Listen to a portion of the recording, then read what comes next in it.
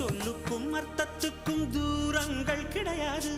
சொல்லாத காதல் எல்லாம் சொர்க்கத்தில் சேராது. எண்ணிக்கை தீர்ந்தாலும் முத்தங்கள் தீராது.